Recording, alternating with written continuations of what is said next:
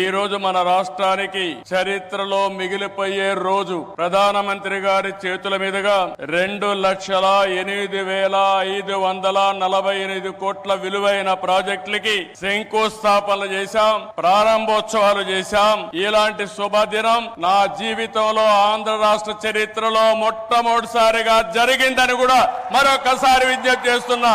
Green energy NTPC green hydrogen park Pudimadaka దగ్గర 1,85,000 కోట్ల రూపాయలు పెట్టుబడులు పెడుతున్నారు. విశాఖపట్నం చిరకాల వాంఛ రైల్వే జోన్. 5 ఏళ్లు భూమి ఇవ్వకుండా కేంద్రం ఇవ్వాలన్నా ఇవ్వకపోతే 52 ఎకరాలు భూమి ఇచ్చి ప్రధానమంత్రి గారి ఆశీస్సులతో విశాఖపట్నం రైల్వే జోన్ కు పనులు ప్రారంభమైనాయి. ఫార్మా రంగం ఈ రోజు మీరు చూస్తే బల్క్ డ్రగ్ పార్క్ కోసం నక్కపల్లిలో 1,877 కోట్ల రూపాయలు పెట్టుబడులు పెడుతున్నాం. Chris city industrial area Krishnapatnam 2,300 కోట్ల రూపాయలతో పెట్టుబడులు పెడుతున్నాం. 7 రైల్వే ప్రాజెక్టులకు శంకుస్థాపన చేశాం.